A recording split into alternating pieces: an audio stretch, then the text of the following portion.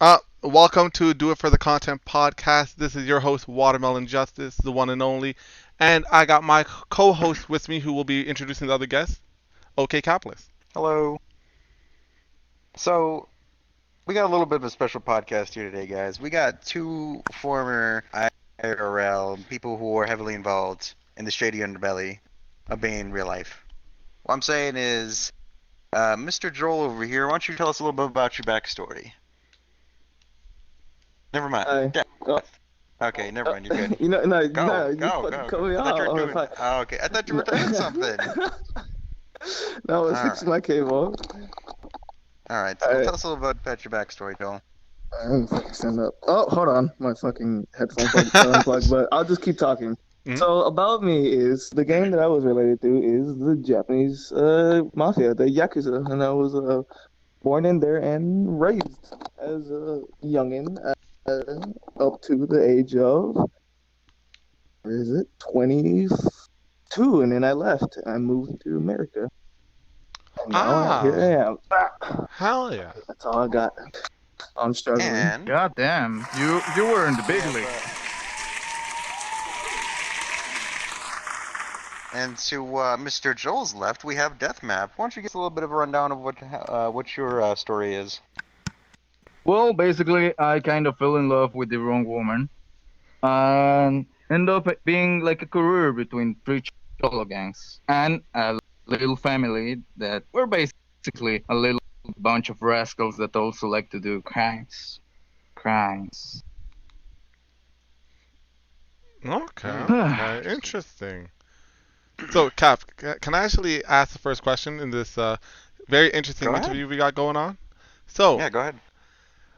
Mr. Joel, you said that you left the life at 22. So, what is the biggest contrast compared to the two lives you're now living? One when you were in the Yakuza, one now that you're out of it. What are the difference? What do you mainly see? Well, back in the Yakuza, the things I mainly see is very, very different than now. Back then, it used to be hectic. Most of the time, you can't do much, or you just mess with the wrong people. You could just die like that.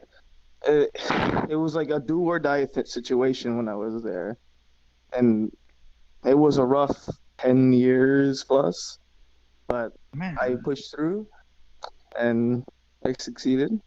But bad things have happened to me along those years that I will gladly share when the time comes.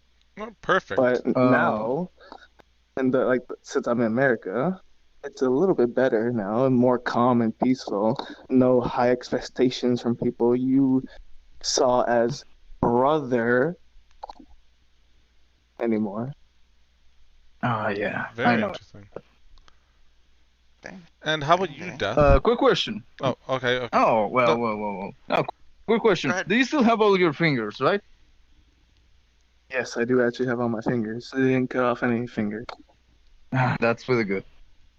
Well, I have Did heard the you legends that when you messed up, you gotta chop one yeah. piece of your Don't finger. worry. It's We're gonna horrible. we're gonna get into that. So, how about you, Death? What is uh, the contrast from when you were in that situation of you being around crime and all that to how you are now? well, right now it's pretty damn boring right now. But the thing is that I prefer it this way, honestly. Like back in the day, it was like also you were like in pressure. Like if you messed up, somebody could like basically organize a jump on you, like just beat you out of to shit. In my city, it's one of the few cities in Mexico where guns aren't allowed in public. It's really hard to get your hand in a gun, so people will usually just use knives and like cooking pipes to beat you to a plum. And I got like menaced a bunch of times, but never got jumped on, thank God. Uh, but usually was when I did a little messed up.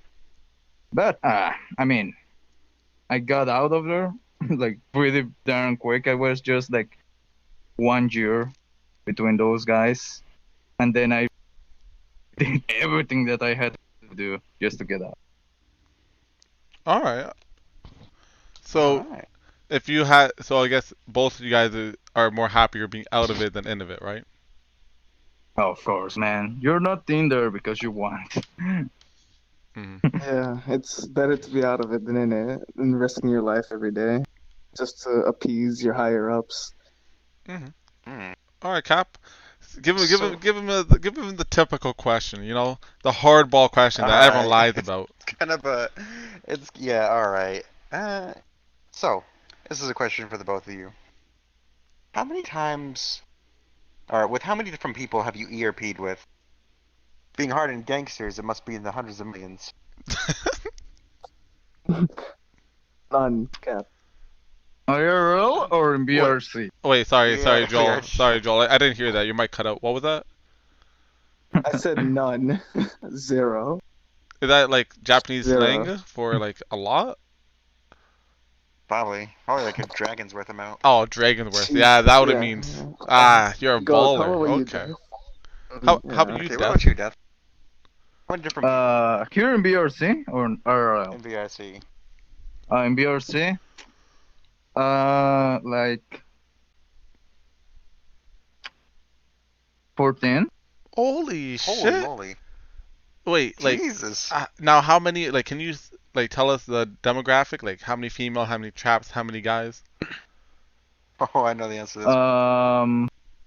Okay, 3 females, which is a really bad ratio for me. 2 trans, and a bunch of mutes. Ah, that's fine. That's fine. All mutes are female, right? Yeah, sure, man. Yeah. All right. So, So tell us about the first time, actually. First time I was on desktop, and it was with a really recognized person. Really? Yeah. what do you mean What's her name? recognizable person? I mean, you see avatars rolling around with his name. Oh, I'm just gonna Interesting. leave it like that. interesting. All right. And Mr. Joel, how about you? What are you just not interested in the ERP? You haven't found the one maybe you're actively looking for, you just can't get it, or what? I don't really care about it. It's not on my mind. Okay, so are you telling me that like if someone Cool. popped up beside you and started like running their hands up and down your leg and said if you want to go to private world, you'd be okay with it? Yeah, sure. All right, Betty, I your love turn. Daddy Cat. I love Daddy Cat. Thank you very much for the follow, the Warfish. Ooh, they're a Mewtwo. Even better. But, alright. Let's move on a little bit. But yeah, Tell Cap- me, Death. Mhm. Oh, what's up? no, You got a go. question for me? I got another question. Don't worry. Okay. So tell me, Death. You told me that you acted as a little bit of a go-between in between these bigger groups. What are some of the types of things that they would have you do? Well, basically as a career, it's simple. You get a simple package. It can be a message. It can be even a bloody post-it note that is really well hidden in your person, and you just gotta there are 2 ways, or either you say it, but then you know too much, and I don't like to know shit. Because one of my friends told me that the more ignorant you are, the more useful you become. And I just stayed ignorant of every single situation that happened between. I just grabbed notes with a little bit of money within and just deliver them as soon as I got them because I don't want to have anything to do with it. Oh shit. But yeah, that's basically it. Sometimes, especially because I was under this girl, I had to deliver specific message to specific people. And eventually I decided to do some funny stuff with those deliveries. And I will explain it a little bit more later. Okay. Alright. Cap, can I So, ask Joel, my? what, Go ahead. I think you'll like this question. So, Mr. Joel and Deathmap, were there certain roles that each gender had to play in your in Joel's case, Yakuza and Deathmap's gang? Were there like certain things that only females can do and only things male can do, or were they both didn't matter as long as you got the job done? We'll go with Mr. Joel first. Females aren't usually accepted in the Yakuza. It's more males than anything, but there will be occasional time where you will see a female Yakuza, but there's not a lot of them. There's more males than females. Hmm. And what was the difference? Like for the one that did get accepted, were they incredibly cruel, incredibly nice? Didn't matter. They did some. The way that they would get accepted is they probably did something to appease like the captain, the clan leader, the lieutenant, or whatever, any of the higher ups. Did something to please them in any way. Doesn't matter what it is. Any way they get accepted like that. But not a lot of females did it, so you see more men than anything. Okay. And how about you, Death? It depends between the gangs, honestly. Like, the gangs get ruled by whoever is on top because it's usually a bunch of guys that are on top and try to be organized, be together, be a family. And they have people under them. Each one of them, they try to not get out of it. And females are pretty much accepted, but the thing is that usually we divide ourselves. Like, a female, a mother, gets to deal with all her bitches, and this mother is usually the bitch of a big guy, honestly. Fucking crash. Okay. But the thing is that the way that they usually get in is usually because they fall in love with a big dude, or they fall like they are, as you said, like kind of cool. Like they get themselves to get respect. Like they are pretty rude. And that's kind of like the one that I fell into. It was horrible. Man, it was like honestly not a good experience. And then there are like the most savage gangs that they will usually get a group of girls to beat up one girl, or a few guys to rape her. Ooh, And yeah. that shit's jeez. horrible. Okay. Cap, you had a question? So, there's an old saying that crime doesn't pay, but how much money did you guys earn while you were doing it? Oh. We'll start off with Joel. The way how I was in my position, as soon as I joined, they gave me a job as a debt collector. Oh man. Going around collecting money from people, places, anyone, and if they refuse, you assert yourself, get the money. A lot of kneecaps were indeed broken for money, because you need to show fear most of the time when they would fight back or not give it to you at all. So you would have to assert yourself as a dominant one. So I didn't get the money. I had to give it to higher up, and then whatever it is, like let's say I'll give you an example. Envelope, right? Full of 800,000 yen, right? From that, I'll just probably get 100,000 or 200,000 if I'm lucky. Okay. But Yeah. No, in my Those case. who don't know. Oh wait. Oh, I was about to just explain like 1 yen is basically 1 penny. So just do the math on that one, guys. Go ahead. Oh yeah. Well, as I said, better to stay ignorant, and especially be debt free. Like, I have friends here that are also in gangs, but in the U.S. And man, usually when you start like building hope, think that I never did. It's when you start like gaining money and making debt. And thing is that I just like skipped that part. It was like every time that they proposed me to get higher up, to get money, get that stuff, I was like, yeah, just like, nah, man, I'm good. I can keep working like this half-time job and working with you guys, but nothing else. Like, I actually didn't do the initiation. I was just there, and people like got weirded out because that was I was basically a nobody between a bunch of wolves, and that was kind of like the deal that kind of saved my ass.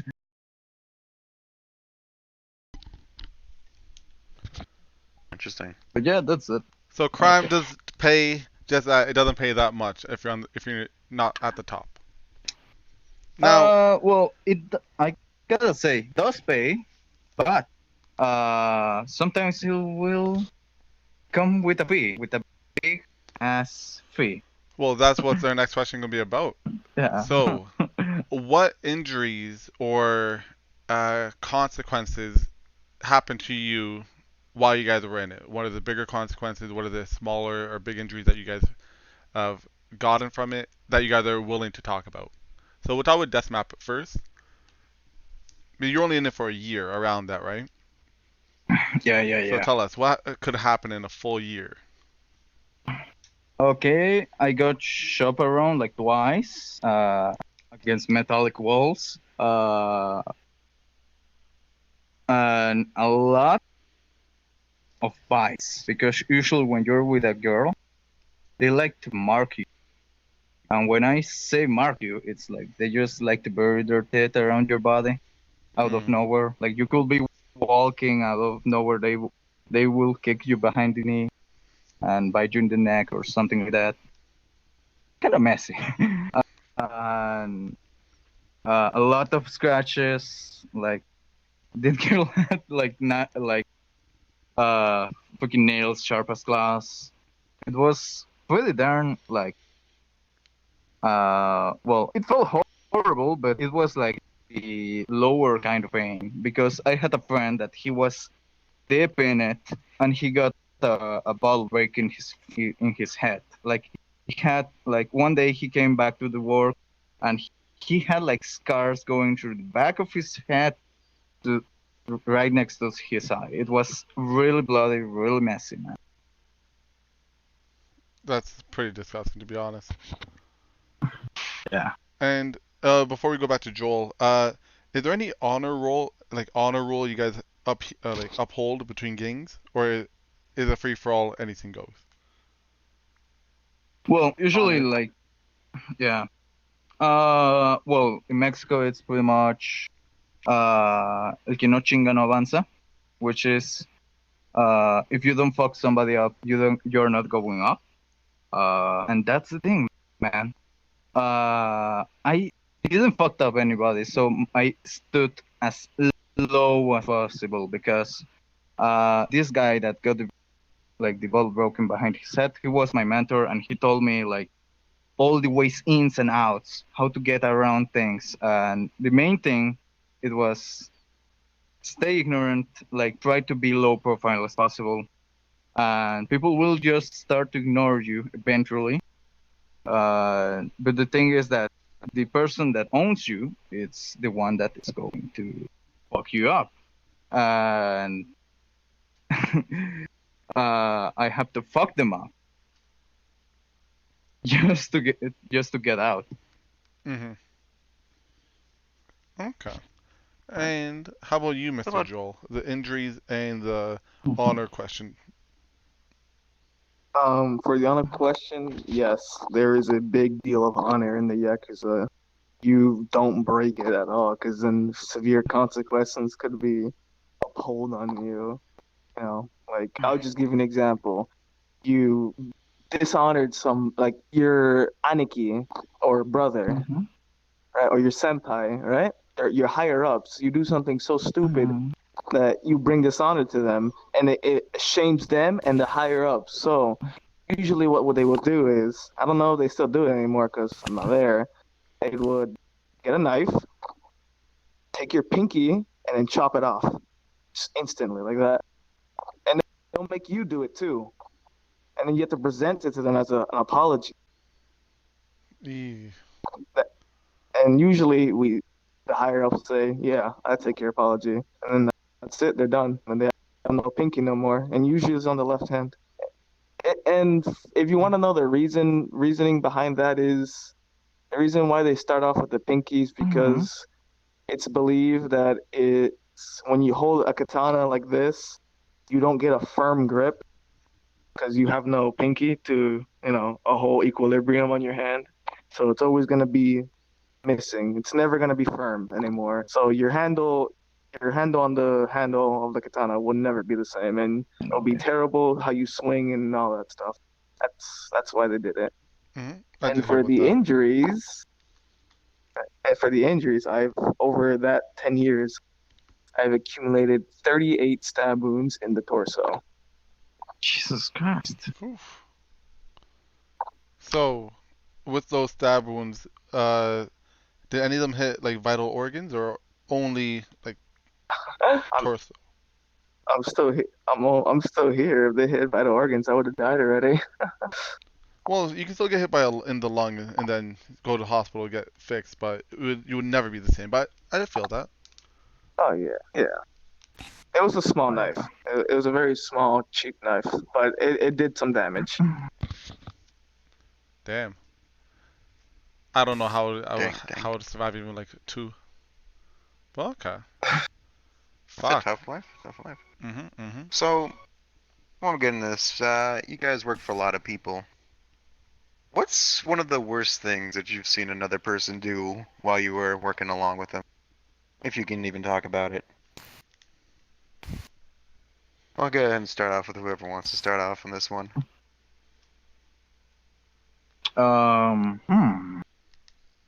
Let me guess. Like, I usually try to avoid closed doors because everything happens around closed doors.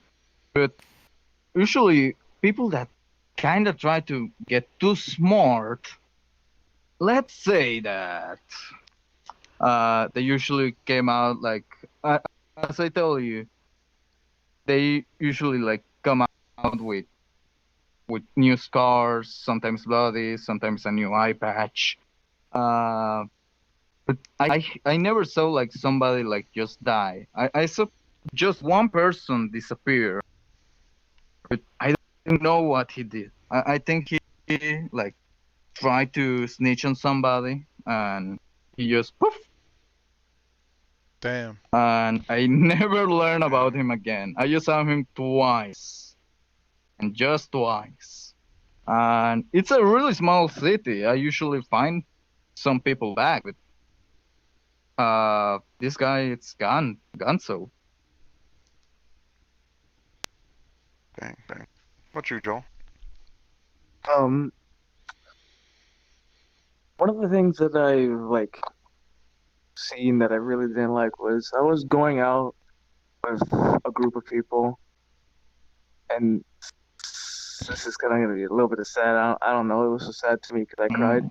The group consisted of me and a cousin of mine, a very close cousin, and other people, because the Yakuza is a family business, obviously. So, we born, you get to a certain age, you join, no matter what. So, my cousin and I, and a couple other people, and our Aniki, our leader, our brother, we were gonna go, what's it called? Take over some territory, because, we had to. I'm not gonna get into specific details, but we just had to. We needed to take it because it was valuable. I'll say that. And obviously, when push comes to shove, you don't want anyone in your territory. They started fighting back. The first one to die, of course, was on our side. It was my cousin. It wasn't fast either. Like a shot to the head. It was like. Trying to remember too.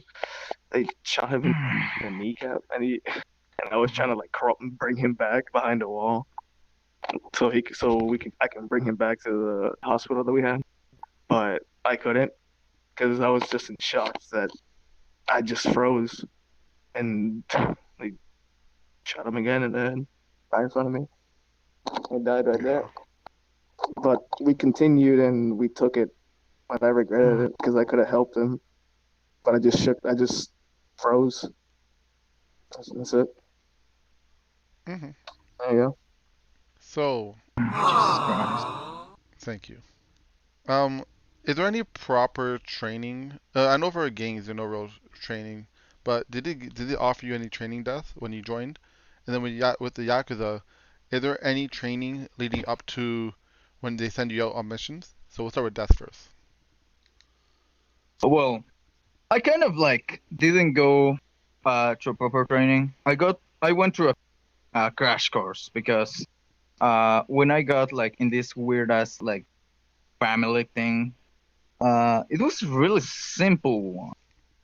It was just to serve and follow each rule that this girl said, but she had me as his special servant. That means that she actually like put me out of danger plenty of times, as long as I still serve her. But any day that I just decided I'm not gonna do that, she will try to break my legs or just to scare me off. And the thing was that my partner was from this other gang that is called Neighborhood 18 by I don't remember the other thing, the other crossing. It's like a crossing, like a famous crossing. But this guy like told me what to do, when to do it, how to answer, who to look in the eye, who to avoid, which blocks are restricted, at which hours they are restricted, and especially which neighborhoods never to visit. And that was kind of like my saving guide. He also told me the part of just being ignorant of what happens around me, like to not snitch on people, to how to deliver message. Basically, he wanted me to be in his fucking words, freaking fast as a crouch and a bloody ninja to work when I move. And and he only told me how to like step to not make any sound around the place because the floor was really noisy. People will hear you everywhere. The echo was fucking horrible. And I just learned two things: how to get out, how to avoid making any sound, and basically how to get in, because you gotta get in to get out. And he also told me if I wanted to take a second banner, because I was working with a family that worked between two gangs, but I could get a banner about these two gangs. The first one was South 13, or Sur 13 in Spanish, and the other was Neighborhood. And I was like, okay, which one I should? And he told me, well, if you don't wanna stay with one, you take none. And that way you will have a safer life, because once you get in, there's no. Okay. So he pretty much taught you and gave you the real crash course.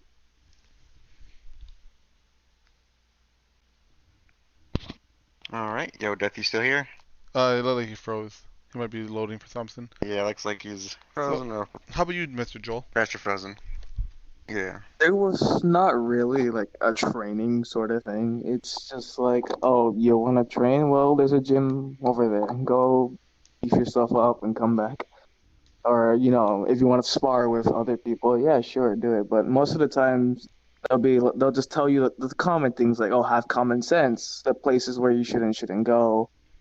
People you shouldn't mess with. The place that we own, like you can freely walk in and do what. Oh, he's gone. Do whatever.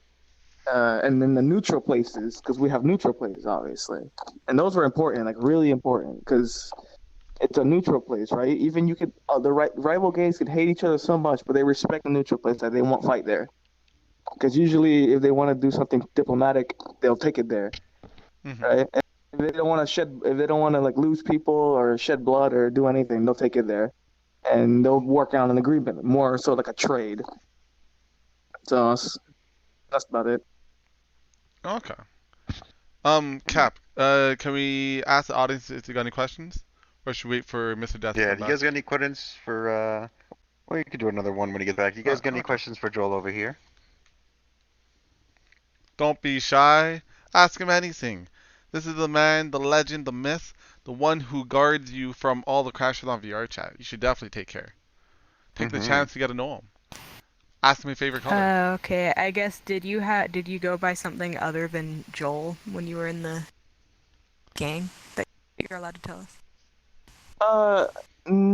I've been called Aniki and Senpai before, because higher up, I'm a brother to people, and the Senpai is usually like you're higher up, like a footsman, right? Would call me Senpai because I was higher than him, or Aniki because I was his brother, quote unquote brother.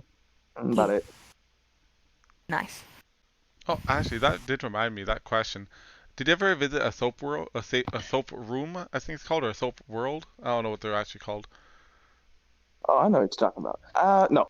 I don't go to places. For those So- No. for those who don't know, can you explain it? I don't know how to explain something like that.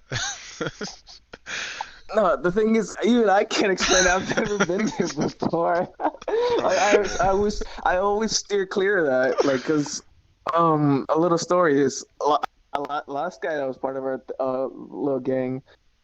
He went there and he fucking died. He didn't come back. Oh shit! So I stay clear from that shit because that's like it's like a sauna. Like just think about it as a sauna, right? Where you just multiple people. That's about it.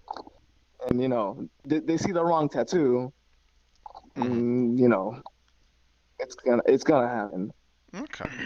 So, any other So, questions from Betty? Maybe. I got a Betty. question. Betty. Oh, okay. Cap, go ahead. I got a pretty funny question. So, since the Yakuza's in Japan and they're Japanese mostly, how much anime and manga did you guys enjoy?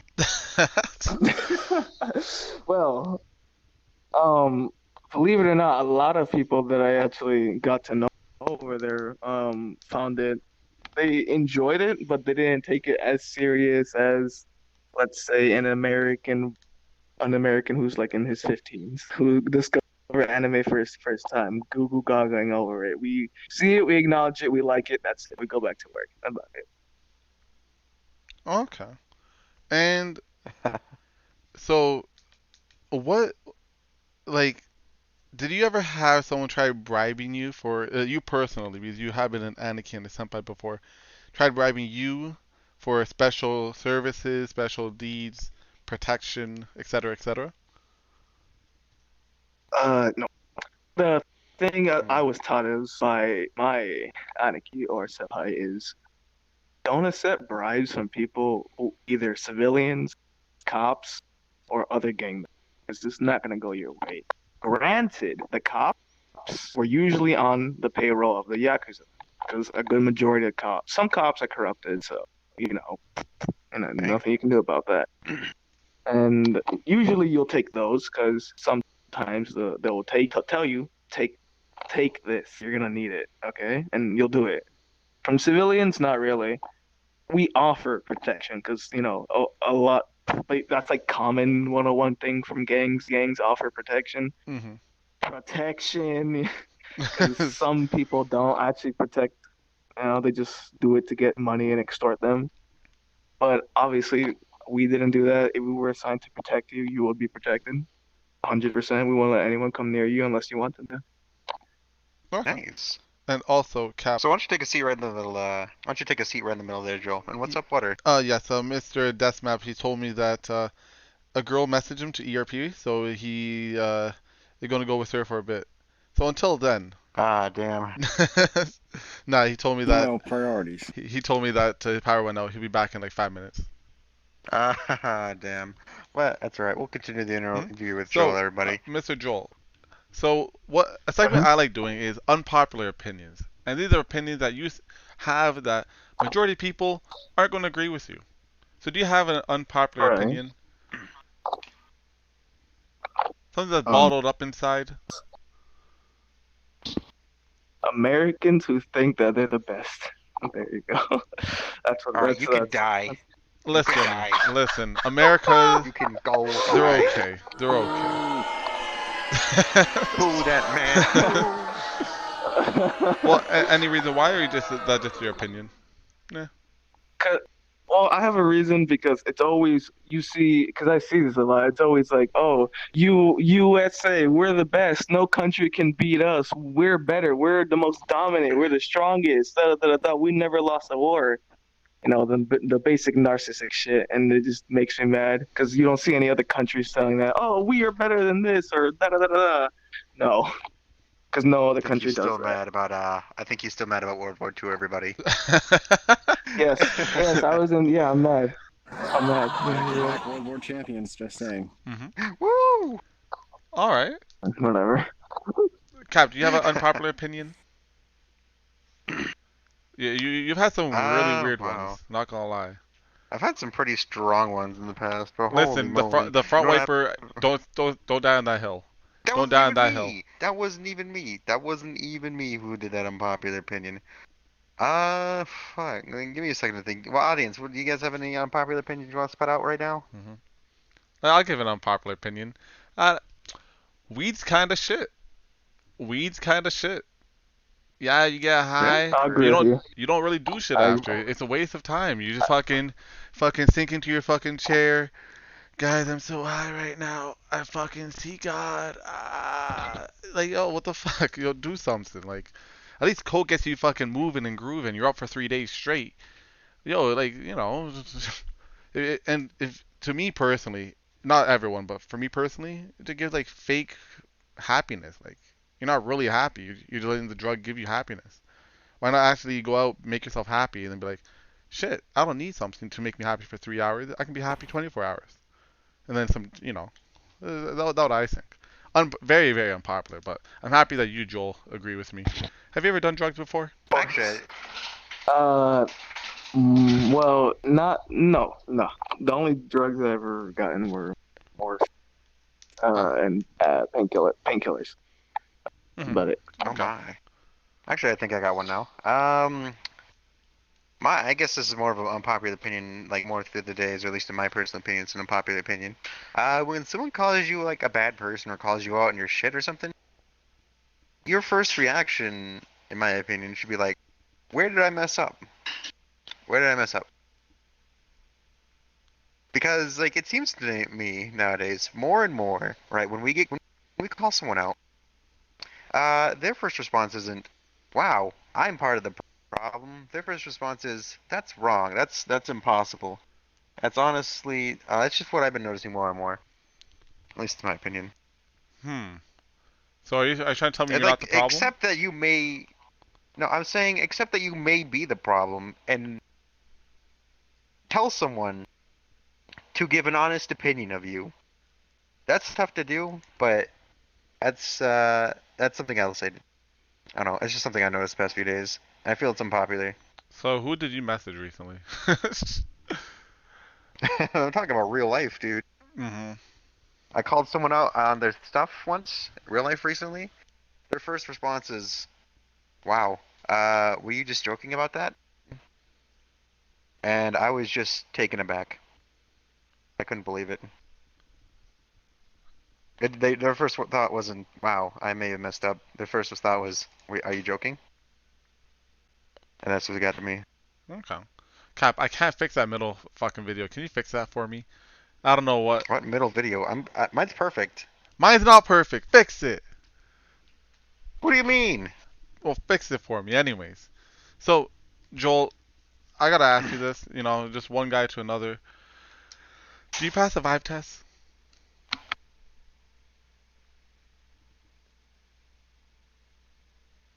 I remember when Cap actually told me what that was, and I never knew what that was until a couple weeks back. Yeah. And I haven't even tried it. I haven't even tried it since. Okay. So, Yeah. So do you think you are? Like that's pretty big, to be honest. Like I pass it. I don't know about Cap. I think Cap lied to me. He didn't send me any pictures. Well, proving it. that's why we established the neutral third party clause. I brought it up to you, Joel, and we're establishing you as a new neutral third party. Anyone send any pictures to Joel over here? what? Oh, that's perfect actually. Hold up. What kind of pictures? If we send them all to Ollie, Oh, can compare. and then Wait, what? it'll work out. Mhm. Ollie, we need you. To, Wait, what? we need you to be the third party. It's okay. You'll accept it. Dude, you should have heard what Cap was talking to me about earlier. We'll Well, talk about that later. Ollie, please Back talk to the to me, interview. please. Back to the interview. Back to the interview. Joel, I have a question for you. Yes, what's your question? In media and like cartoons and stuff in America, criminals are Mhm. often portrayed as really dumb or really stupid. What is the stupidest thing that you've seen one of your fellow crimesmen do? Or Yakuza? I don't see a lot of stupid things, but the first one I saw out of there, oh my god, it made me. I don't know why. It was just so small, but it made me laugh. Um, we were having my friend and I over there had a bet.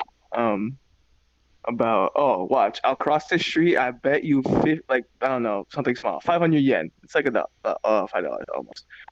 $1. I don't remember. I don't fucking care. I'll bet you so and so money. I'm across the street. I'm gonna make it over there without looking both ways. I'm not gonna get hit by a car. A little bit later, he walks and fucking the hell? Toyota comes out of nowhere, hits him by a car. Yeah, he doesn't look both ways. He What bet kind me of that. weird challenge is that? I don't. Hey, he brought it up. I mean, I got He made money. $5. I got money from it. I don't care. He actually paid you $5 for being a dumbass. Yeah, exactly. He didn't. He literally didn't look both ways and just proceeded to slow walk. And this is what like when cars in Japan usually were and people were in rushes. So you can only imagine. Mhm. Damn. Wait, so Joel, do you have your driver's license? I do. Yes. Oh, okay. Did you drive when you were back in Japan or no? Yeah. Over there and over here. Well, what is the Oh, driving? nice. There's nothing about the Yakuza or anything. Just how hard is it to get a license over there? What are the requirements? What are the qualifications? How do you do it? Being in America, it's quite easy. You just go to do one test and you're in. It's not as different as I remember because I got mine very young and it's not that hard. It's a little bit like America's, but with probably a little bit more questions and a little bit probably more on the driving test. Because in Japan, you don't see a lot of people driving cars because the main transportation is either walking, biking, or subway. Oh, that's another thing. Have you ever been part of a Chikan? A Chikan? I've been by not a lot of things now. The only thing over when I was in Japan was just part of the Yakuza, but Ah. Did you go to any love hotels? no, not at all. Did you have to escort someone to a love hotel? Actually, hold on. Let me see if I remember. Ooh. No, I don't think so. Have you ever talked to any princesses? Princesses. They stuck-up exist. bitches? They exist. No, Um, I'm lucky. I never got to talk to them. Whenever we met someone like that, I would just look to someone who's lower than me, and I just whisper to them, "It's your turn. Talk to her." So Damn. I just throw him to her and like, "Goodbye. Have fun. Go protect her." That's about it. Now, And I how don't big fucking was care. your how big was your anime harem? Oh. Ooh, How ooh. big is my anime hero? uh, I hate that question. I don't think it's so funny to me. It was not that big. But it was big. Not a lot of. See, here's the thing. This is what actually surprises me on this question. Joel over here is basically a Japanese Chad. Okay, he's a big dude. He's a big dude with a ponytail, reportedly. So Yeah. he's got a secret harem. I bet you. Yes, because in Japan you don't see a lot of 6'4" Japanese men now, do you? No. I You don't have know. one of those You have one of those fancy tattoos on your back? Yes, I do actually. Oh. What's it of? It's a. How am I gonna say this? Hold on, I'm trying to remember how to say it in English because I don't remember, and I don't feel like. Like a dragon, I don't want to. a No, it's man. not a dragon. It's a demon mask. It's a Oh, an Oni. it's an oni, yes, but it's not called an oni. It has its own name. It actually starts with an H, but I can't remember. I'll get back to you on that if I can like bring. try me. Oh. So, Mr. No. Joel. Yeah, I'll get back to you on that.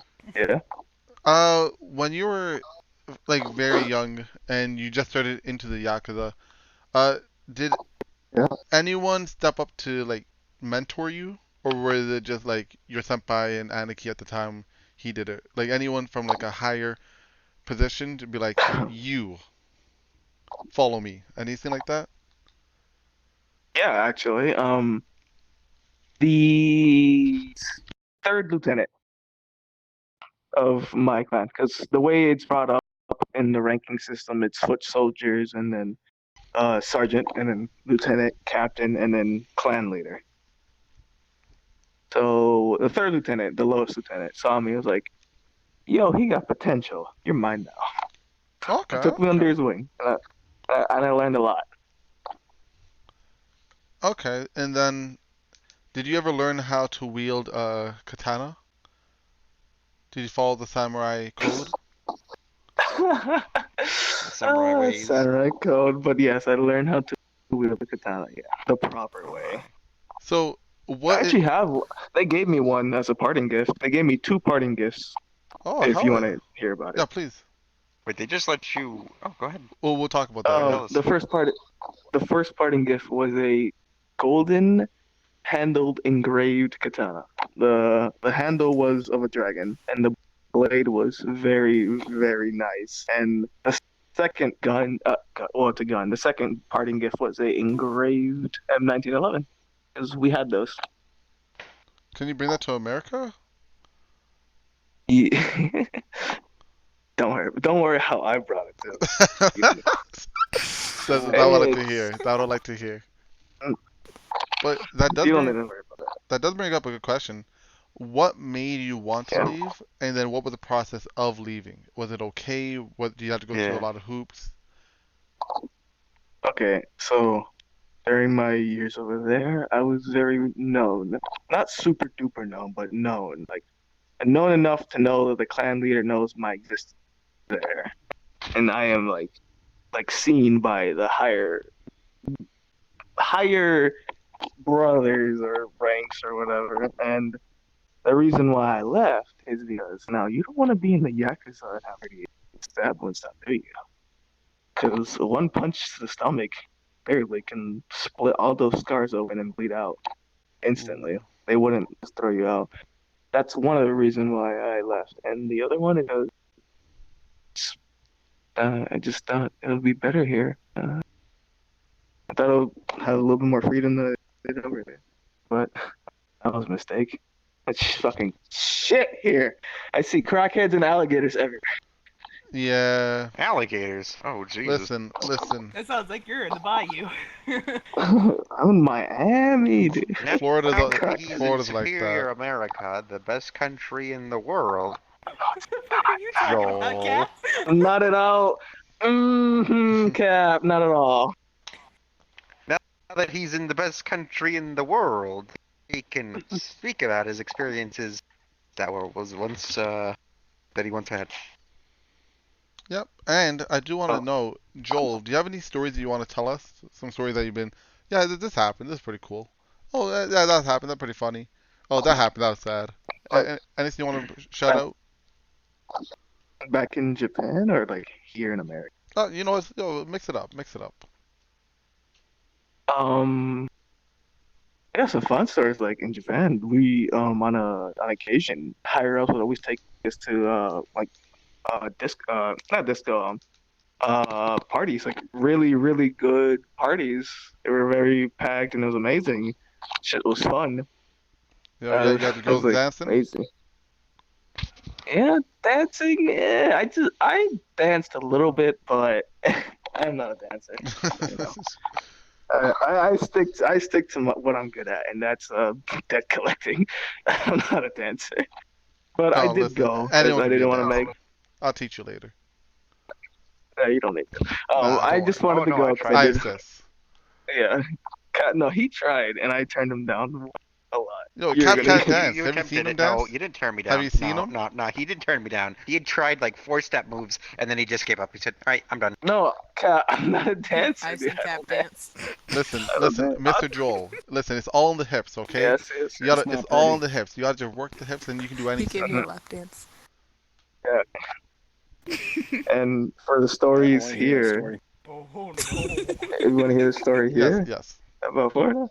Okay, so I'll leave the sad shit last. I don't want to like ruin it. So, um, he, there's a place called Fresco y Mas somewhere around here. I forget where it's called. It's like the overthrowing of Publix, full of Hispanics, right? Because there's a lot of Hispanic people in America. So on my way there, just walking, and out of the blue, fucking crackhead, um, started pestering everybody for crack. It was it was the funniest shit ever because he would Hey, got never any leave crack? you. Yeah, it was like that. His voice sounded a little bit like that. He just kept pestering everyone for crack, and oh my god, he ran into the middle of the street, almost got hit by a car, and jumped off into a lake because there was a Holy big shit. lake near. It was funny. It was the most funny thing I've ever seen. Was this like It's early just morning? crackhead coming up. Yeah, it was in the morning because I was hungry. I was like, fuck, dude, I'm hungry. I got nothing else to eat in this house. I gotta go get something. And then, boom, crackhead. Like, oh, fuck.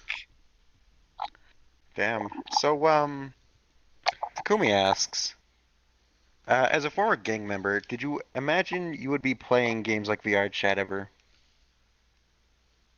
Oh, actually, not at all. Like, nope. I didn't see myself like doing anything with video games after I was finished, but here I am now. Dang. Imagine if every one of the Yakuzas just played VR Chat. No more They game started, life, they just started virtual getting, waifus. Cap, they started asking for deck protection in VR chat. Yo, you don't want to get crashed? Yo, Holy crap, with the nice GPU you got there. Whatever your shirt. yo, that'd be smart actually. Yo, Cap, Yes. can we start that? I think the gangs already do that to an extent. But they don't ask for protection money. They just do it. We monetize this. No, We ask for other- monetize it. They ask for other. Nice. Oh my god, they ask GPU for, out there. Say goodbye to your GPU kid. But yeah, do you want to say the sad story, Joel, or you don't want to do it? Yeah, sure. Nah, I'm gonna do it because to me, I don't care. So a couple. What's today? We are in the So 22nd of August, right? 22nd, I think, or 23rd. Okay. Yes. All right. Thanks. So this happened probably like 7 weeks ago, where I just wanted to leave my house because I had like so many things in my mind. Because I don't have any family, so that's the thing that's always like on my mind Mhm. about having nobody. So I just left, wanted to like just clear my head a little bit. Oh, pun intended. Yes. Oh, I'm losing tracking, but yeah, clear my head a bit. And it was dark, and it was cold. So I put on a jacket and I just started walking. My mistake was wearing black sweats and a black jacket. Yeah, Across my the mistake street? is being black. I got you. I cross the street and wham! Toyota Corolla hits me so hard that I knocked my head onto the hood and onto concrete, Thank you. and I gained amnesia and I've lost a good number of my memories. Holy shit, really? Yeah, I only retain a little bit, not a lot. Like what I told you is all I remember. Fuck. And Dang. the second one is a lot worse. Oh, you gonna talk about what happened with the Yeah. thing?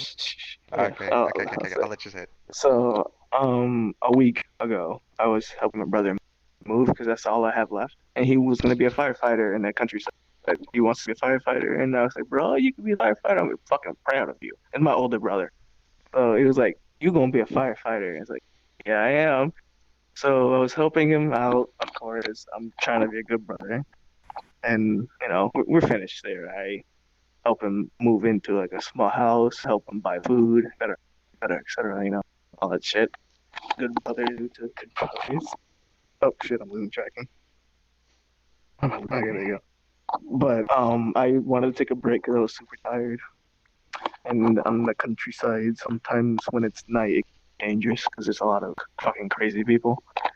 And I was just walking again because I wanted to get something to eat again, obviously, because I didn't have anything. I was helping him move like big bags and a couple furniture things and monitors to his little house because he wanted to stay there, you know, live his life. But that day I was just fucking walking. I was hungry. I was gonna go to like a McDonald's or something to pick up like some fries because I was hungry as shit.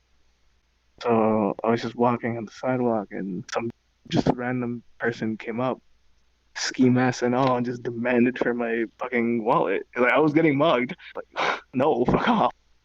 I obviously took it as like he's joking because that shit doesn't scare me. Usually that scares like normal people. That I just see that shit, this dinky piece of knife that's like this big, this big.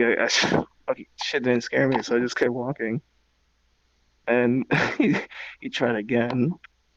I turned around, and I wasn't expecting it at all. Which that's me and more my fault because I'm just fucking stupid, and I should have never turned my back on something like that. It's a small switchboard, so he took it and just jabbed me in the left eye, completely destroying it. And yeah, And that was last week? and that was last week ago. Yeah, helping my brother move, and then that's what I get: just a knife to the eye. It wasn't like not enough to hit the brain because I'll be I dead. love Daddy It was just Cat. enough to destroy the Love left eye. Daddy Cat. Oh, Thanks, Dad, And for that's the follow. went to the hospital for days. Holy shit. They fixed me up, and they gave me a medical iPad. And they just said, well, you know, Welcome to things could have America. got worse than that. Yeah, they said, oh, well, you know, you're lucky the knife didn't go all the way into the brain, because if that actually happened, you would have died there. And, you know, we couldn't have done anything to bring you back. So I was lucky. But Lucky. to think to say the that least. through all your time in the Yakuza, you got stabbed in the torso 38 times, never anything that, I guess, ruined your like mobility or your eyesight, and you're in America where it should be safe. Cap. Safe. Yeah. And this happened. Oh my Yeah, god. Cap, safe. Here's Yeah, a good this tip happened. for anyone. If someone demands your wallet at knife point, just give it to them. No, I've been right. I would I don't. tell I you wouldn't. that, but I have gotten my ass out of that situation. It's because it sucks too. Because the In guy was Mexico. like half my height too. So I was like, I was towering over this fucking fool, and he was just Yeah. like, "Give me your wallet." And I just made the foolish mistake of saying no, turning around because literally the knife was fucking hidey, and that was just me being stupid. All those years of training and all the years of being like part of the gang. Oh, guess what? You lose something that is very important to you, your left eye, and I paid the Yeah. price. Now, when you're in that But I'd say I situation, deserve it. you're definitely like when you're in the Yakuza and you're got people around you, you definitely Yeah. what's it called? You're more in tune of okay, I gotta be careful, I gotta watch out. And then once you go away from that lifestyle for a bit, you go relax, put your guard down, and that's usually when you do something stupid. You're like, oh, this guy just playing. I'm just gonna turn around, and then normally I don't think you would ever do that, right? But No, I've never done that before, and because it never happened before, I would never need to like engage in someone. Because if I was in Japan still, and I was in Yakuza, if I was just walking down, I would have like 4 other people right behind me following me, so I wouldn't have any issue. And if someone were to come up and do that to me, these 4 would jump in very quickly and just start beating the fuck out of him. Cool. So that's about it. okay. Oh, man. So But Welcome back, Death. so How was Back your in. ERP? Yeah. Hello. I heard you were urban Man. for 5 minutes. Quick shout out. No, man, it was horrible. Like, Oh. just got like my mother just got an extortion call, and we had to calm her down for a bit. Ah, okay. No worries. Damn. Yeah. So we asked this question to Joel earlier. He told us about his process of leaving. He was basically given a retirement party some nice gifts, What was it like for you to leave the life, my dude? Well, let's say that I gave him a gift.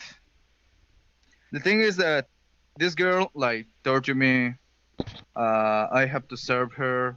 Sometimes I have to like help move things for the other guy that she's left. Like basically, this girl did favors so she could scale with power around her neighborhood.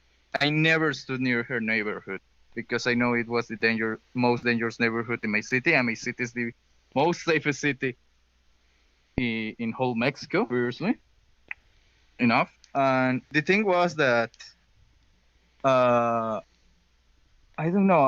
I couldn't stand the torture, the fighting, the sex circle, uh, because everything usually where I worked, it was a plaza, like a pretty much recognized plaza called Freaky Plaza, which is like the otaku center. It's or mini Mexican Akihabara. The thing is that around there, like everyone, like basically it was like a bunny box. Everybody fuck with everyone. Weird parties were held like in nearby hidden places where people get drugged and raped after a while. And usually a lot of sexual predators. And I was kind of getting sick of it. And usually this girl was with the biggest predators and the bigger gangster dudes, and she was trying to rise up in power.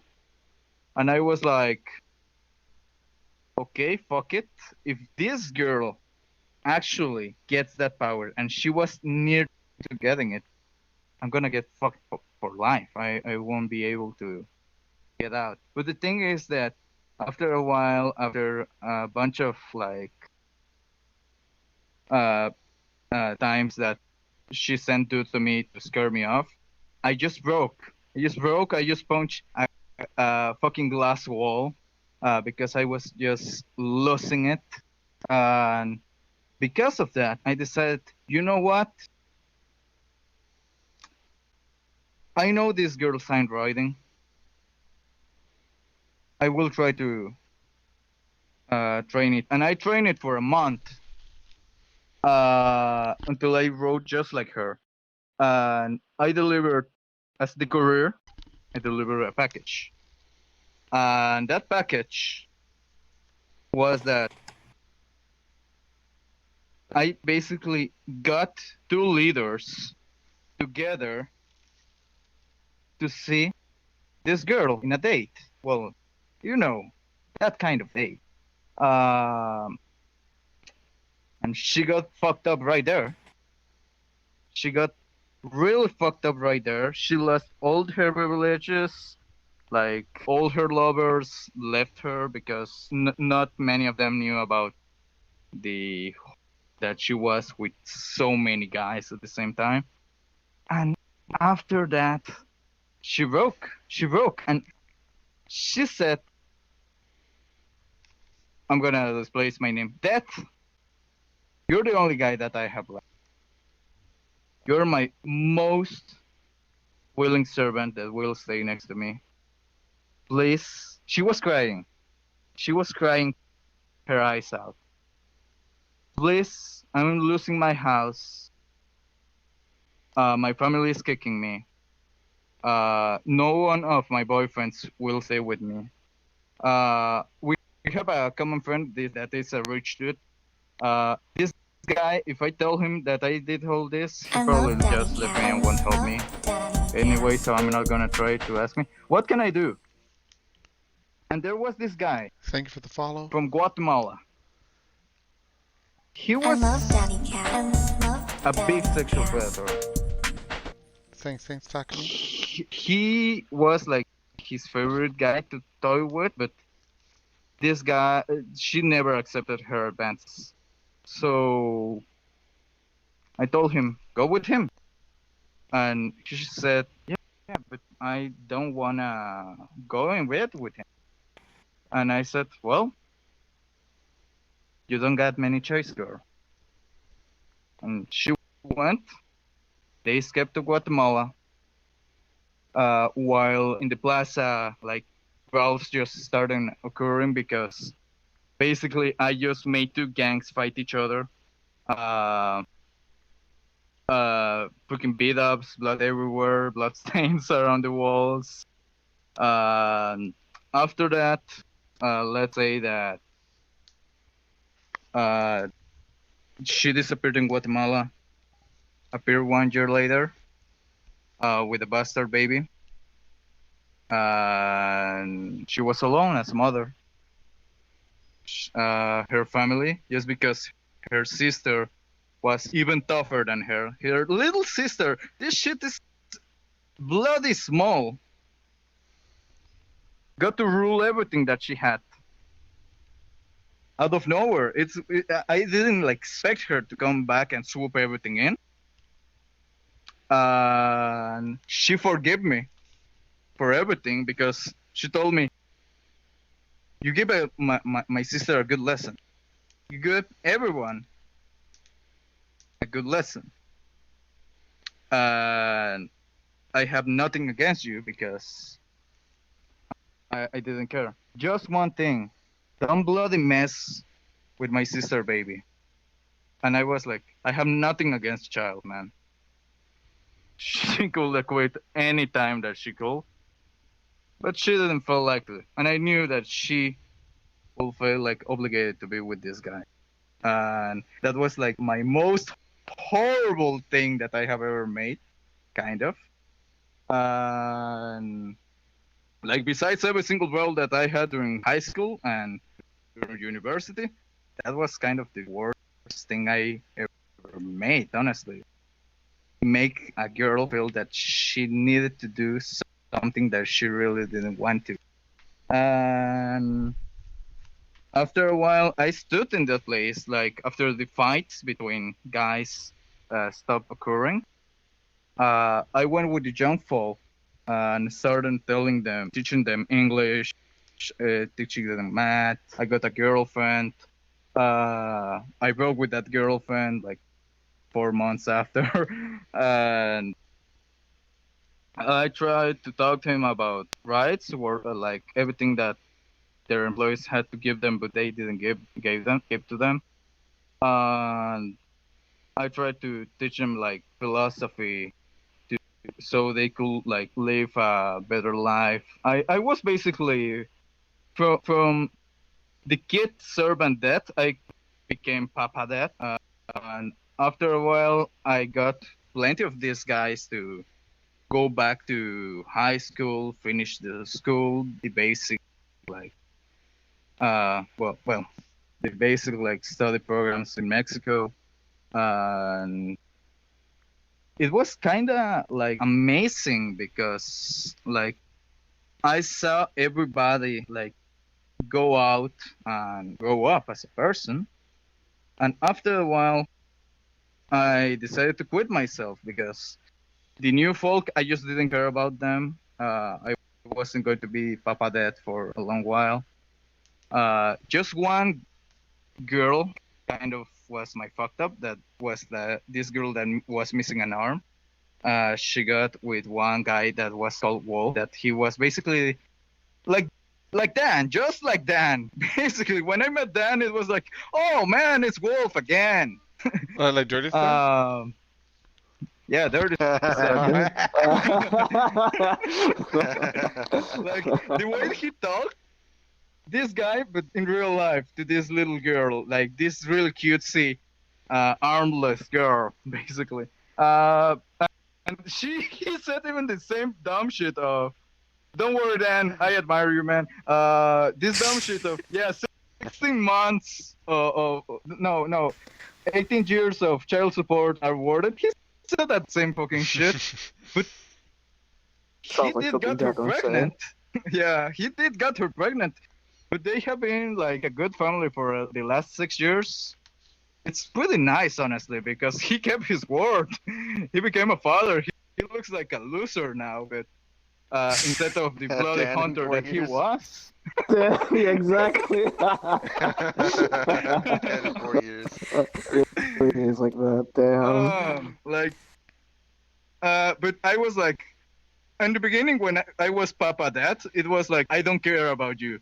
You get out of my child. But he robbed my child, and it was like, nope. You know what?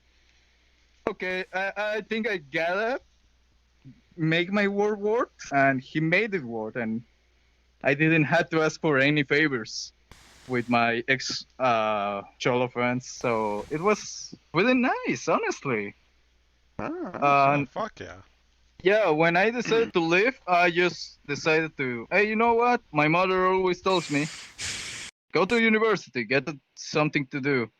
And then I went and got 2 degrees. One as a graphic designer, and a second one as basically audiovisual producer, because I learned animation, video production, how to roll a set and things like that, how to write for a movie and things like that. And basically, I just got into digital arts, and that was that. And after that, I never have gotten to like in trouble. The way that I got out of the Cholo thing, it was pretty good. That basically nobody could hold anything against me, because some people even thanked me that they knew that I did that for them. That I basically, snitched a bitch that was going to snitch on everyone. And well, I have lived my life. I have only got like right to rob once, Mhm. and the guy was really shitty because I told him out of it, because he was like, I remember this because of your story, and I'm really sorry that that just happened to you. Nah, don't worry about it. It's fine. Yeah, but it was weird because I was just getting out of university. It was like 10 p.m. or something like that. This weird guy, like, he looked like really skinny, but with some build, like little build. And he was like, "Man, I need your money." And I was like, "I need your money? Okay, man. Whatever you say." And he was like, "Man, dude, it's not like I want to do this. They just dropped me, and I need the money now." And I was like, "Sure, man, don't worry." And I was reading him like, he doesn't have face tattoos, but he has arm tattoos. He has a Christian cross, On the neck. earring. No, not. I couldn't see his neck. I couldn't see his face because he was positioned under like a street light in a really good manner, so I couldn't like identify him like properly. So I was there. He was talking to me, and I was like, "Yeah, man, don't worry. I mean, I just came from Mexico City because a week before I went to Mexico City for an animation. Like, well, I met a lot of animators, like big name animators. The guy that made Mulan, the guy that animated Pumbaa, the director for Mulan, the director for Gravity Falls, the director for Over the Garden Wall. Basically, a bunch of badass animators in one single place. In the end, I basically told him that everything that I had go through in Mexico City, that he said, "Man, really? Jesus Christ. Yeah, man, don't worry." And just because I saw like the Christian cross, I said, "But I think," and also I was dating a Christian girl, like a Baptist Christian girl at that moment. It was like, "Yeah, but I think Christ like was with me all the time." And I'm not a believer. I'm not a true believer. Christ was a chill dude that lived years ago. That's my that's my whole thing about Jesus. But the thing is that he was saying, he started to say, "Yeah, man.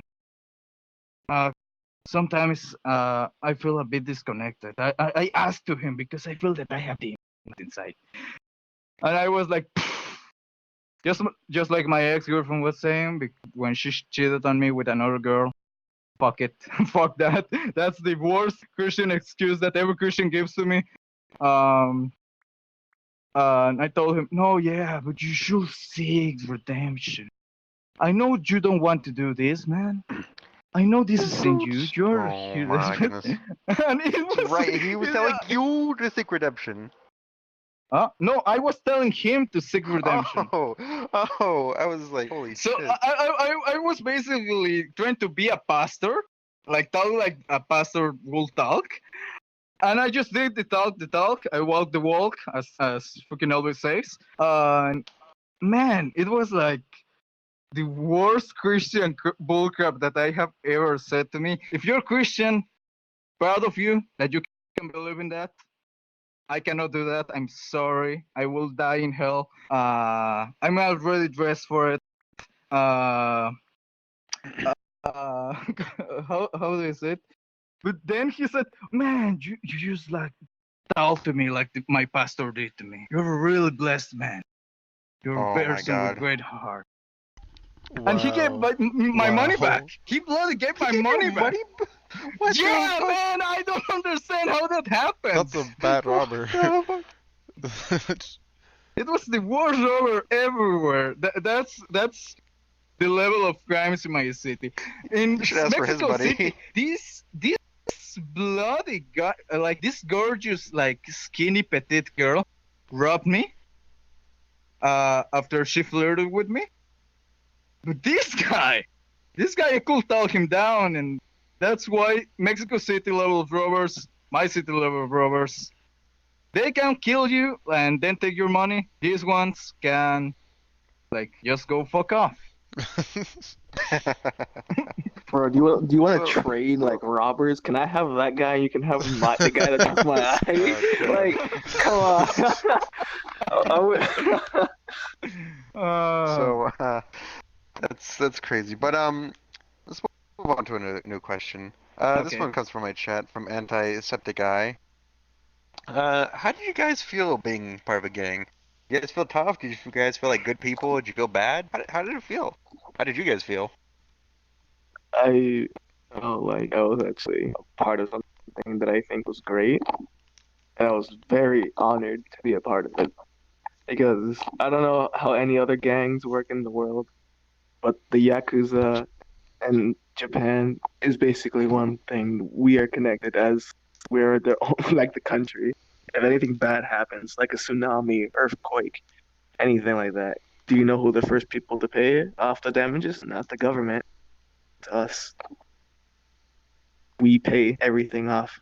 We repair everything. We spend money to repair the entire country. Like, oh, big ass earthquake in in Tokyo, in the middle of Tokyo, big earthquake. We're the first ones to be. You know what? We're paying this shit off. That's it. We care about the country. Well, I felt honored. Yep, that sounds a lot better than the gangs where they're like, government fix it. And if you don't fix it, we're gonna go fucking riot. And then, it's more damage. Doesn't work out too well. Damn. And Exactly. that's the way that Mexican gangs work. Man, that's why Mexico is a fucking piece of shit. The worst enemy of a Mexican. It's not an American. It's another Mexican. That's why I always joke that Trump is right about I that. love Daddy Like, Cat. I love He's Daddy putting a Cat. wall for a good reason. Also because one of our biggest, richest guy that is in the top 5 richest guy. I think his name is Hey Toasty, Salim. thank you for the follow. Currently, I something can't like talk too that. much since we're doing a podcast. Slim. This guy, I think robbed like 20 million bucks out of Trump's pocket in a bad deal. And no, when something happens in our country, the gangs are the first guys that are going to start rioting and start arming like their zone. If you're not of his zone, you can go fuck off, and it's horrible, man. We are not. We say that we are united. We're Mexicans. We're proud of being Mexicans, but that's fucking bullshit. It's fucking bullshit. They don't do nothing for other people. They just do things for the families, for the robbers, and that's that. I wish they did more for Mexico. Some people, like the guys that go out to the U.S., they do more for Mexico outside of Mexico than inside of Mexico. The people that are still here, just like me, are pretty much fuck ups. That's why I want to leave. Ooh. That's why every Mexican wants to leave.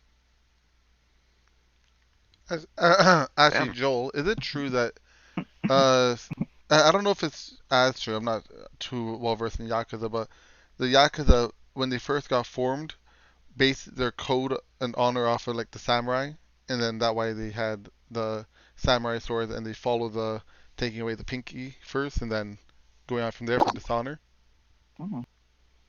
Actually, you're really close because the old day Yakuzas were indeed samurais. That's how it began. So yeah, you're actually really close.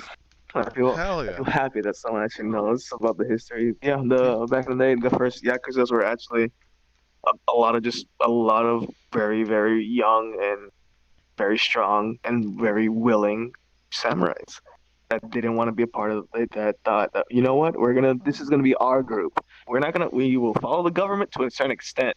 We're gonna follow our own thing, because back in the day in Japan, it was never like we have a president. No, we had an emperor. Mhm.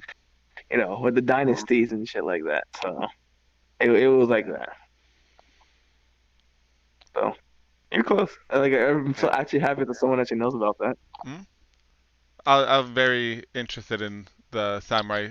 I'm more interested in samurai culture, and then I read a manga on the Yakuza. I like, damn, they're cool. But they're not like gangsters. They're not going around like slaughtering and making sure that like No, terrorizing innocents. no, They're no. not. No. We are not like American gangs, for example. We won't just come up to you and just do drive-bys and just for no reason. No, we'll never do that. If Mhm. we had a problem, we'll settle it, done, no more. We won't make no big fuss about it. Like, you're not gonna see two Yakuza fight and it's gonna be in the news, like how you would see in America, like I don't know, like fucking Bloods Crips fighting in on the news. Just Yeah. for example. Yeah, you see that like almost like every day for them, right? But for us, if we had a problem, fight, done, over, no more. Yeah. No, that would really. Well, more the family aspect really stood out to me. I like, you know what? Even though they aren't Yeah, abiding by the law fully, they're not going crazily like against the law. They're just doing their own thing. exactly. So here's a question. Now that you guys are out, and like you guys might probably stay out for the rest of your lives, hopefully, what would you say to a guy that's looking to join? Looking to join a gang or the Yakuza or do Yeah, what you asking did? for a friend, What would you say obviously. to him?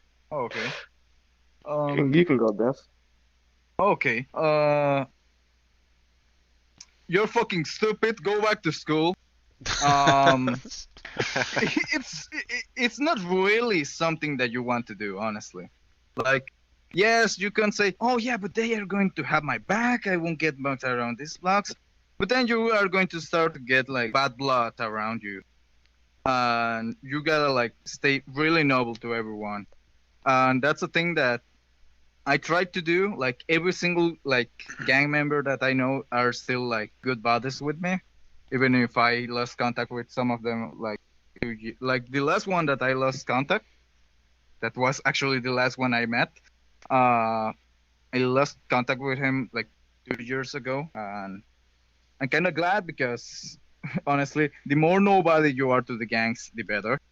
I will tell you, don't do it, man. It's like if you need to move, man, to avoid gang stuff. But just don't enter, man. Most people that are in, it's because they want to. But it's not like, oh yeah, I want to be tough. I want to be the biggest basta that it's ever been out there. No, man, that's fucking stupid. Just pay your taxes, go legit, do some badass bullshit as a real man of the law, man. When I say real man of the law, that you follow the law, don't fucking skip taxes, and don't and also don't join the police, because that's another whole bullshit. But if you're in the police, proud of you. I hope you are not corrupt. If you are, fuck you. Get outside, please. And what about you, Joel? What have What would you say to a young, aspiring person who's trying to join the Yakuza? Well, this is gonna be a little bit personal for me because for me, I didn't have a choice because it's either the situation I was in was quite terrible. Like growing up in school, I was like a big fucking delinquent. So I would hang out with the wrong crowd, and it got me very fucked after. And this money situation area, so it's either like do this, just fucking die. Because I didn't do it, lose a house, no fucking way to pay for food or anything like that. So I would say is like if you have to join it, please, like, and this is just coming from me, please have it as a last resort. You don't want to just join it and then just see all the madness and chaos that can ensue in just a day and then regret it afterwards. Because if you want to leave, there, good luck. That's all I can say. Because 10 years I was over there in Yakuza, yes, indeed, I've actually acquired a bit of PTSD. So Mm-hmm. Oh yeah. I would never like. No, if you're a good person, like if you're wealthy, you don't even need to be rich. If you're like mid class, you have the money to pay your taxes, to pay for food, for anything like that. Don't join it because it's just gonna fuck you in the end. Because you're gonna think that, oh, I'm just gonna do this for like a year and then I'm gonna leave. And no, you do it for like 4, 5, 6, and you just keep going, and then you're basically killing yourself because you had no reason to be there. Gangs, the way I see it is, gangs are something you shouldn't join to begin with. But if you're in a shitty situation that either do this or die, and you don't want to die, join. But if not, then don't do it. Just be normal. Don't break the law. Don't do anything. Just follow and you'll succeed. Most of the time, Yeah. gang members don't succeed at all. Well, Only reason following. why Continue. like I was just saying, the only reason why I succeeded is because I just played smart, like really smart. That's about it. For those following Cap's train of thought, for those who are already part of one, what tips would you tell them to stay safe and not get themselves either hurt or killed? We'll go with death first. You guys kind Well, of said I some will tell already, you. I will tell you something. Sometimes you just gotta make like a good friend. Stay noble to him. Know that he won't snitch on you because that will happen sometimes. Like for me, I had my guy that from the beginning told me do not get started on the first place. Like keep working for this girl that wants to make his own shit, but try to stay as irrelevant as possible because getting clout it's getting a target, honestly. I wouldn't tell you to enter. Like if you're there, try to stay low key as possible. Like yes, it makes you expendable, but if you're really, really, really, really, really, really, really low to the ground, they will just go pass by you, honestly. Like, and if you're really, really deep into it, pray. Just do that, pray. For one day the suffering will end. Someday. Or put a bullet in your hand, but I won't recommend that last one. Mm-hmm. All right. How about you, Mr. Joel? Can you repeat the question again? Oh, for those who are already part of one, what tips would you have to help them stay safe and not get themselves hurt or killed for the Yakuza? Okay, for this, a tip. Let's see. This should be obvious, but don't be fucking stupid. You have common sense, right? You see your leader, you don't disobey, and then you just follow. You stay quiet. You follow and you speak when spoken to. Because if you speak out of place, punishment. You speak out of line, punishment. You leave your line, punishment. No, you stay in your line. You stay quiet.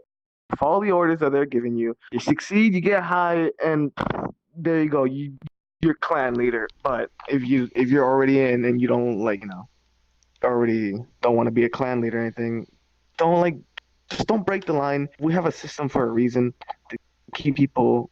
Because the thing is, we don't. Yakuza doesn't see people as expendable. Like we don't throw people out willy nilly, like to just get them killed. Because if I'm gonna be honest with you, Japan right now is at a really shit show. Because the birth to death ratio right now is terrible. There are more people dying than there are being birthed. So really, we don't have we don't have cannon fodder. We value your lives, obviously, but we'll value other. Just only thing I could just say to keep you safe, man, is just follow. Just fucking make sure you don't break any rules and Okay. follow whatever they tell you. All right. I got one more question. I don't know if you want to intervene, Cap. This is like All right, go ahead, ask. a fun Go one, ahead and ask kind of. So I used to work security at this hospital, and then I started partnering up with this Chinese guy, a very tall guy, like Yao Ming size almost, 6'7". And he would tell me whenever he would go back to Japan, he would come back with a lot of money, obviously. And then whenever he would go with his friends to pick up girls, he would go in his pocket, get his car keys, put it on the table, and because he was driving such a nice car and it was such a nice model, the girl would be like, "Oh, okay, okay." So that's how he did to pick up girls. When you were in the Yakuza and you were in the gang, do you guys have any well, that's kind of weird with you, but you're actually like a subservient to the female. But did you have any ways to Yeah. publicize your status when you go out? Anything that you do to flaunt that you are part of something? Yes, yes. Mm. Usually you go to I forgot what it's like you go to a club, right? Oh, And is it the one with the obviously you bring girls? your. It could be whatever. It could be mostly it's with girls, obviously. With the hostess club. You go there, you ask for the number one girl, and then you buy the most expensive alcohol you can. Okay. That's it. And then This is the old way. Money. always about the money. Yeah, because a lot of So people are. It's like, tell us what one of your experiences is at this hostess club, if you don't mind. okay, so obviously it wasn't for me. I was just following my Aniki because I have to. I follow under his footsteps, so I follow. And it's just one day he decided you know what? He turns around to see us because it was just like five of us, and we all knew each other very well. He knew that we were very hardworking people, so he turned around because we don't get breaks a lot. So he turned around and said to all five of us in Japanese. I'm not gonna say it in Japanese, but he said this: "You all deserve a break for all the hard work that we've put you through. Because not a day or an hour or a second have I seen you guys slack off or do nothing. So you guys are gonna come with me." So he takes us to a gang control hostess club, and basically we did what I told you. We asked him basically the best girls and the best alcohol, and that's about it. And I actually ended up getting one's number, and then we Ah. actually dating for a while. But And then you guys marry each other and lived happily ever after. yes, I wish how She that died might from cancer. I wish Oh I my wish that God. my story went. No, I got her number. We dated and for a couple 4 months, and then the fucking bitch cheated on me. I was like, why? Well, it's She cheated war. on me. And God damn. she cheated on me. I was like, What my heart. the hell? Okay. Yeah, But That sucks. I should have noticed too, because is a hostess, obviously. Like, there's no way she's actually has feeling. I fell for the oldest chick, and I'm Oh done. man. Never date a Yeah. stripper, never date a playboy, never date an escort. In for a bad time. what Yeah. about Yeah. you, Death? How did you flex to get the ladies when you were back in that gang, or back as Well, the message runner? career. But yeah. Let's say that I just this guy that was my mentor told me well, you can look up some chains out of your out of your tie. Sometimes throw a clica, which is basically a gang sign, but you add some with it. And and there's a rhythm for those, but sometimes like show like a special tat or something like that. It's like to show like your like status. But I never did that shit because I never got the tats. I never do thing. That guy when told me stay low key, I stayed low key as fuck because that's the other thing. I have kind of like Asperger's syndrome, which is the lowest kind of autism there. Makes you like really, really competitive and really, really like, how do you say it? Systematic. Everything, it's a system. If you don't fit my system, I will find a way to get you out of it. And that was the thing. This guy gave me basically the 101 how to survive. And as far as I knew, like I learned everybody who was free, who was dating with who. So I usually learned that in my city, everybody fucks with everybody. So you just gotta learn who to fuck and who's easy to fuck, and who's really easy to get by flexing. And I usually don't went for them because I knew they had at least 2 diseases or something like that. And when I really like started dating was when I basically kicked my boss out of the plane, out of the game, and then I started dating the girls that I thought math class because sometimes they cannot pay you with money, but they can pay with a good afternoon and even better night that I still paid for, which it was bullshit. But yeah, You had it, and then That's you the lost worst. it, my dude. You were Yeah. you were so close. But Cap, actually, I got a question for you. Me? What? Yeah, The fuck? as a Native American, are there any gangs that just are like represented by the Native Americans, but also, what are your experiences with gangs? Fuck. Well, I told you guys when I was younger, there's a lot of gang activity, but I played like the deathmatch maneuver, right? Kept very low key, very low profile in my house all the time, so it never really affected me. Native Americans who are in gangs. Oh boy, that's a tough one to answer. Because you know when it's kind of different for us Native Americans. You know, we're all from the same tribe usually. So it's like when you fuck with someone, you're basically fucking with an extended cousin or like a Blackfoot, friend or something. Yeah, but I've heard reports of like some gangs on some reservations. Apparently they use horses as their getaway vehicles because, like, I was born in Montana. A lot of it's just wilderness. If you have a horse and there's like not a lot of roads, you can just get away just by riding on a horse. You But yeah, took that horse to the Old Town Road, right? yeah, we took it to the Old Town Road. Usually we had them in the back, you know, and then but I wanted to ask one more question to Death because Joel already kind of answered this earlier with one of his responses. What made you join, or what made you do the courier work? What made you join or start? I fell in love with the one that became my boss. No worries, That's Crawley. fine. I like the cat then. Good addition. And we like started like Snapchatting, like we started like just texting a lot. And after a while, I just like was really hooked up with her. And when I learned that she was going to enter like this place, I asked for to my cousin for a place at his work that was really nearby her, and I started like seeing like wait for her in the night. I started like visiting her. Sometimes I just went straight back home to not show too much interest, even if it was pretty obvious. And I learned that there was another guy, but then there was another guy that came out of nowhere and started Ooh. menacing me and told me to fall into line. And then I was there was a line of goons and a line of servants.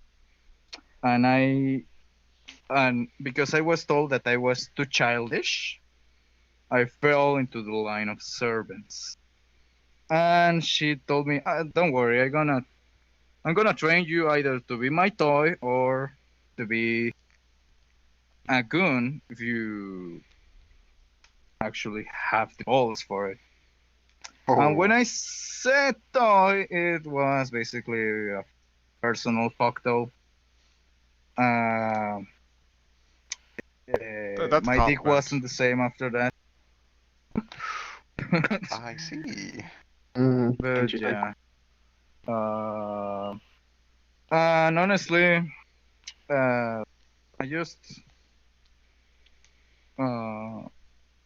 I just like literally got Stockholm syndrome for a while until I broke again. Like she broke me into Stockholm syndrome. That to make me scared of leaving her. Like there was nothing in my life besides that. But when I really got really fucked up, and I wasn't talk about this, I just decided to fuck it. I wanted to get out. I contact the guy that told me everything about how to avoid gangs, and basically decide to destroy her. But yeah, All right. that's how I got in, and that's how I wanted to get out. Cap, how about So- you? I hold on. I actually do have a question for okay. Joel. Oh. You told us Yeah, about it's the probably- how, or you told us about the why. But tell me about the how. How I Or did you joined? have something to say? Yeah, how? Did the Yakuza guy just said, you know, I see you in a bad spot, come join us? No. I would go. I just turned to them. I just asked if I can join. You would never ever see me beg or plead, or you'll never see me on my. But that was the one time I've actually begged and pleaded to join, so I wouldn't die. That was the only time, just to join, so I can at least have some money to buy food. That was the only time. You went to And one you of their don't- offices, or? Yes, I went to one of them very common ones, and I I did the generic Neo pose. Like I posed. I could do it if you want. Like right now to show you what I mean. Sure. I know what you're talking about, but go ahead and do it for the camera. Here, I did this. Right? Let me fix my place face. I just got down like this, with my head down like this, and I just started pleading, "Oh, let me join," because I have nothing else there. And if I don't join, just kept doing this until they let me in. And how old And were the only you? reason why they Well, let me in Joel- is I was 15. I had nothing during that time. You can join our VR chat gang. I accept you. Yeah. Yes, we need you to Thank run you. some debt collecting for protection. But yeah, you said you were on a limited time, right, Joel? Yeah, you can ask me like one more question, then I have to go because I have to go to work. Okay. So, has anyone got any questions for Joel? We got one more question to ask him. Anyone? Anyone even from the audience? No, okay. Mr. Joel, I got a question. Yeah, what you go? What would it take for you to go back to that life? Nothing. If you buy me a plane ticket back to Japan and tell me to go join the Yakuza, dude, I'm fucking going back 100%. Honestly, that was the best 10 years of my life. I loved it. It was my favorite. Obviously, besides the, sad parts, I had fun. I liked what I did. Okay, Damn. so Yeah. so you would I do wasn't it. expecting that answer. And the same question goes to But Des. now, yeah, Oh, hello, bro. I think he's bro, I'm on he's this doing side. something. Bro. What happened? His question was, what would it take for you to join back in that life?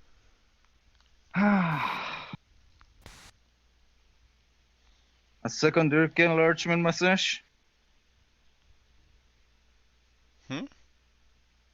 What? What? English? Nani? Yeah. I You said have to a really- second dick enlargement massage. Oh, a second Oh, different. So if they gave you a magic pill tomorrow. You're going back. Well, let's say that Squeeze it the was gut, like a. though. Jesus. Let's go ahead. say that it was more like a stimulating massage that kind of like. What? Okay. Okay. Well, Death joined for a dick wait. enlargement pills. No, Yeah. but Cap, I think No, it wasn't pills. It was a massage. that it's a The massage. pills Massage, were right. out. So Those like a really happy were out. ending? Like a happy ending? No, it wasn't happy. It was kind of really painful. It worked though. Oh, oh, Painful ending. Wait. This is what would happen oh. for you to join back into that life. Hey, No, don't it's just a joke. don't mess But with it his was kink. really something that happened. Don't mess with his Yeah, kink. Cat, leave alone, man. Leave alone, dude. Okay. Alright. I wouldn't go What? back even if you paid me. I would. Uh, Just buy me a plane ticket, I'll go back. Yo, listen, if I ever go to Japan, I do want to. I'm gonna ask you to come with me. You know what you're doing. You I probably would showed me go. all the soap. Yeah, I would. Or my contact. He Yeah, I'll wants teach you, to don't come worry. back. yeah. I'll stay there until I die. Yeah, Yeah, because you're like but forever. been stabbed might not be Fuck long, to be yeah. honest. Hey! Joel Don't worry went about to it. America, the best country in the world, and now he's no longer a gang member. And I hate it here because there's so many crackheads and crocodiles. What the And fuck? there's so many crackheads and crocodiles. Like you can't even go a day without like Yeah, going yeah, someone Lisa. coming up to you and be like, Alright. "Yo, can I have some crack?" And you can't. Yeah. I literally saw Okay. I literally saw an alligator get run over yesterday. Oh shit. Oh my god. Like I have like, one what question, the man. fuck? Yes. What's your Yeah, question? what's your question? How do you get weed in Japan? Because that's something that the audience really Weed? wants to know. You said weed? Yeah, weed. weed. Oh, dude, most of the time it's not weed. It's either cocaine, bath salt, meth,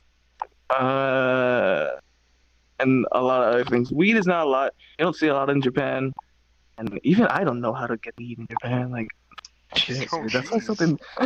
Like even they They didn't tell won the me. war on drugs. Damn. They won the war on drugs, Death. Well, no, Cap, they still have Shit. cocaine. What do you mean? Exactly, we have Yo, meth. they have we have meth, sophisticated cocaine, drugs, a lot. okay? They have class. Yeah. Kind of the reason why we get money is prostitution and drugs. That's about it. Alright. But But, we'll close things off. Joel, Mr. Death, do you guys have anything you guys want to shout out? Anything you want to say? The closing statement. We'll go with Death, Mr. First. Death, shoot it. Closing statement. It's not good. It's no bueno. Never enter a gang. If you can avoid it, do it. If you can avoid even contact with them, do it. And especially, follow me on Twitter. No, don't worry. Yeah, you I don't can. have actually a good Twitter. Mhm. No, I don't have actually like a good Twitter handle. It's like my professional Twitter for design. But nah. This time it's actually something that I don't want to share. what? Oh, go ahead. Yeah, have a good one. Try to find something that isn't a gang. Even if you're religious, you have a book club, you're an artist. Follow that shit. Don't follow a gang. That's fucking stupid. That's the thing. Follow your heart, Fuck yeah. not a gang Alright. or your dick, because those two things will like really bring you like in trouble. And what about you, Joel? Any last words before you head out? Closing statement. If you need to join a gang like I did, and you're struggling with everything, just at a very young age too, at 15, like me, I know there's probably people who've done it younger, but I literally had nothing, no money, no house, nada, no zero. I literally had to beg and plead just to join. If you are in my shoes and that's happening to you and you have to join, I can only wish you the best of luck. That's it. Damn. Okay. Well, thank you, Mr. Joel. Thank you, Deathmat, for telling your experiences, one in being in a gang, one being in the Yakuza, and also the many other things we talked to you about. Thank you everyone watching. Thank you Cap for helping out and finding these two wonderful gentlemen. And do Hey. you want to say anything else before we end off? Yeah. Don't only do crimes in Japan. Only do crime in All Japan. right. It's fun. But yeah, this is it for the Content Podcast. We're done. We out. Thanks for showing up, everybody. That was fun.